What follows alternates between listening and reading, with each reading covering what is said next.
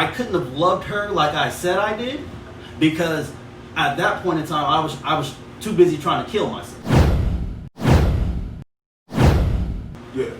So if I don't have love for me, yeah, how can I give love to anybody else, right? So if I'm willing to hurt me, whatever I'm willing to do to me, yeah, I'm willing to do to anybody else. Right. And whatever I'm willing to do to me is what I'm willing to accept from anyone else. That's deep, bro. That's deep.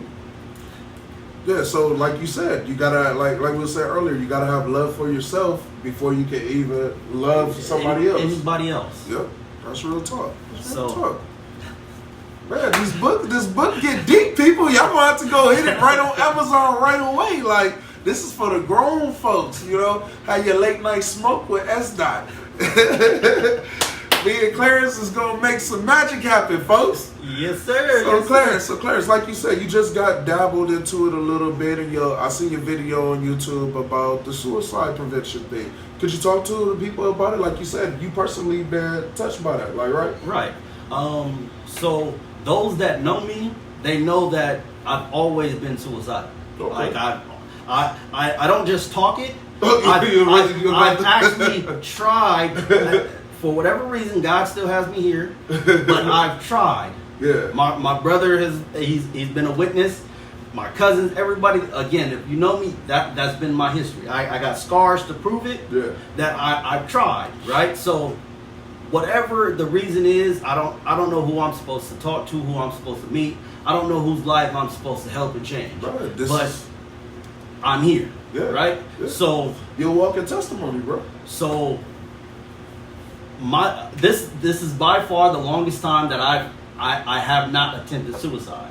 So this is going since 2017. This is 3 years now. So I'll ask you: is it like an everyday struggle, or it's just a new mindset? Like it was like you was in a dark place and you just moved out of that place. Well, the mindset for me still hasn't changed. So I still wake up with suicidal thoughts. I still wake up thinking, the world would be better off without me. Okay. But instead of acting on those thoughts like I used to do, whenever I got overwhelmed, whenever things went bad, whenever it just wasn't going my way, I would act on suicide, right? Okay. So instead of going that route and allowing that to be my excuse, my outlet, instead of me trying to take my life, what does this life have to offer?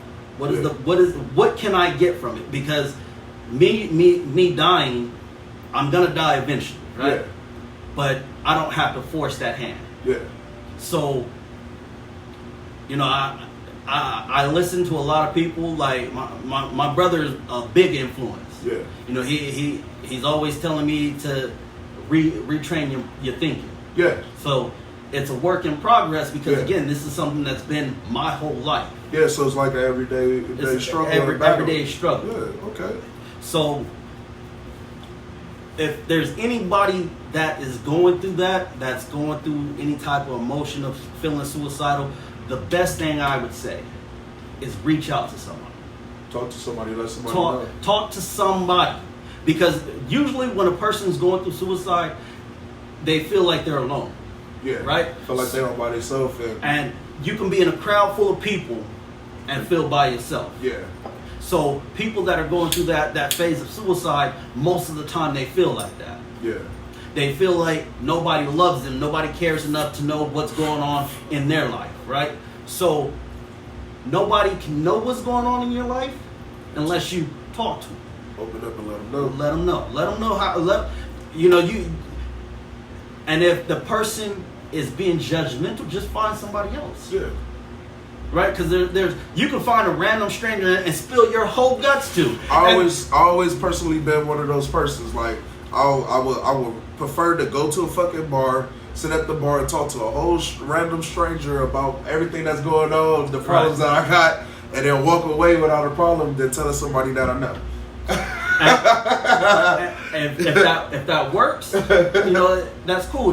Then that's one less person off the edge. Yeah. Right? That's one less person that's going down that dark path. Yeah. Right? Because at the end of the day, if you commit suicide, you're going to be gone. But now your family has to remember how you were gone, how you left this earth. You didn't Yeah. die from natural cause. You didn't die from this and that. You took your own life. Yeah. Right?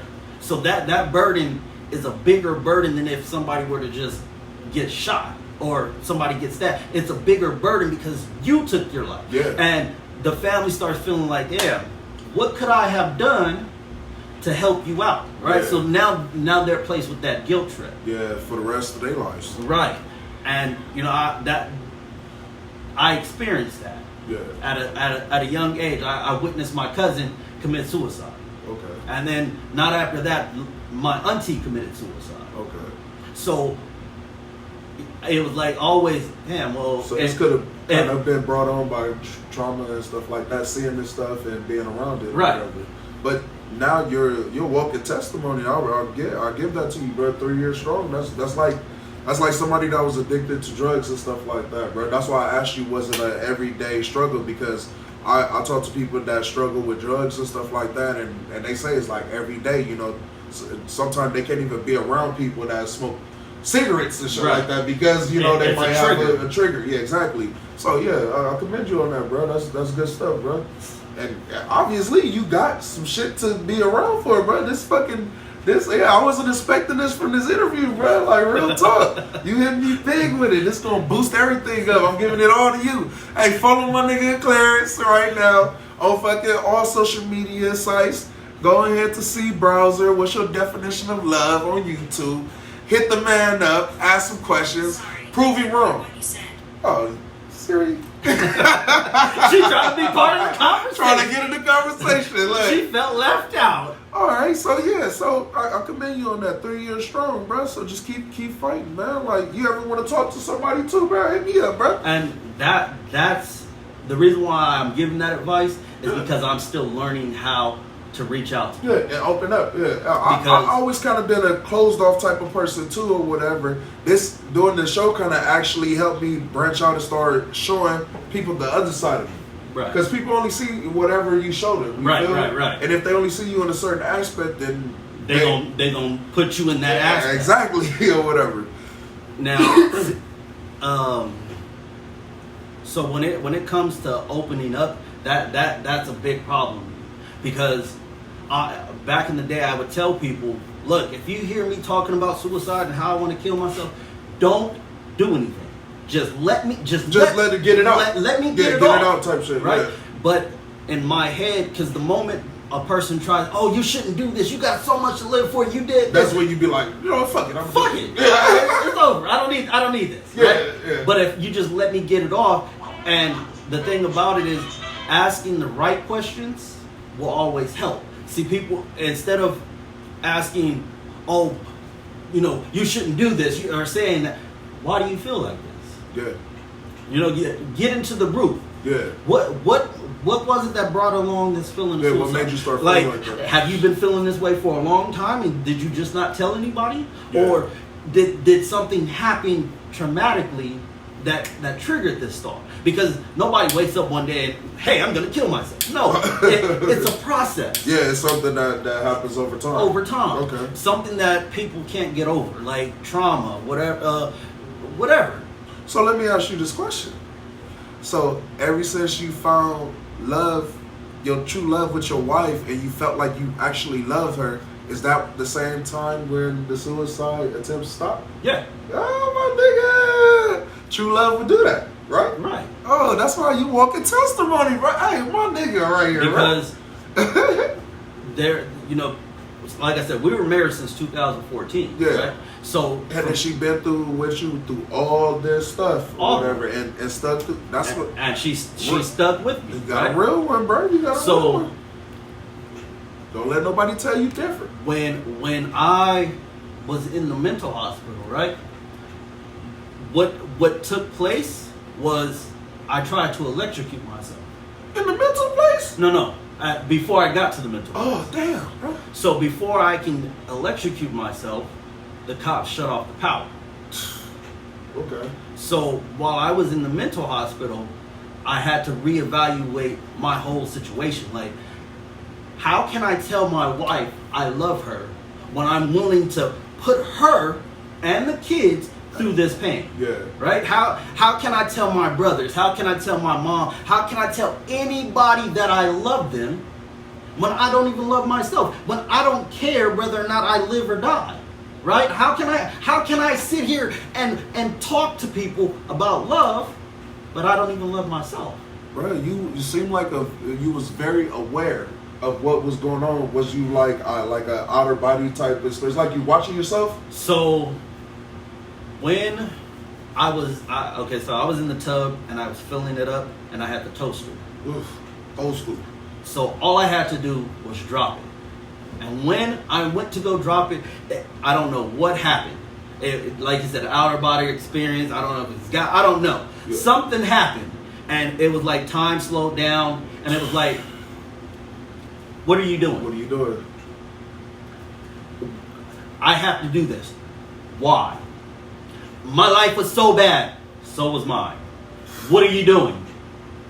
What are you doing? Right? So in that moment, it happened so fast. Boom. Yeah. And as I went to go let go, I grabbed it. And when I grabbed it, that's when they killed the power. That's God, bro. So, I spent 2 weeks in the mental hospital, right? So they finally diagnosed me with schizophrenia, bipolar, with suicidal ideation, with multi-person personality, right? That's what they diagnosed me with. Yeah. But in reality, I was just hurt. Yeah. And I was hurt because all the people in my life that ever said they loved me, but did the opposite of what love is.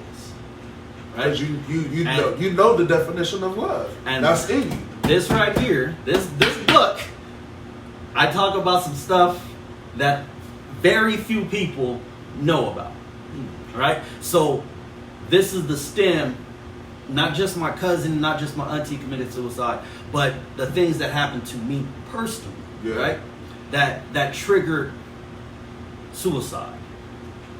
My hatred towards people, my hatred towards myself, my hatred towards God. It was, and I get into detail. Detail? That's not you understand. Oh no, we me and the wife gonna check this out right away, man. This is. I like stuff like that, bro. Like your walking testimony, bro. That's good. The people need to see this. Like, bro. Keep going, bro. So for 3 years, I still deal with the thoughts. Yeah. But instead of me dealing with the thoughts and acting on them, I'm reverting my energy. I'm changing what I do. Yeah. Right. So I'm not just mellowing in my depression. I'm not letting my anxiety let it get to you. Yeah. No. If it's a 15-minute call with my brother, a talk with my wife, a talk with my mother, a talk with my sister, whoever is willing to listen. Yeah. If I can get it off my chest, hey, all right, cool. That helps. I appreciate it. And that right there is all part of the process of growing. Yeah. Right? So, because I've never been the type to, when I'm going through suicide, when I'm feeling suicidal and I don't want to talk about it, I don't want to vent, that means I'm ready for action, right? So I've never been the type to be like, hey, a little cry out for help. Right. Yeah. Now, there has been times when I reached out to my brother. There has been times when just random people would call me. I just want to tell you I love you. Yeah. Dude, I don't want to hear that. You don't know what I'm going through. Yeah. Look, and because I don't know what you're going through, I just wanted wanted to tell you I love you. Yeah. And I was staying in Louisiana, and I was ready to jump off the bridge. So that was it for part 2. Stay tuned for part 3. Gets deep.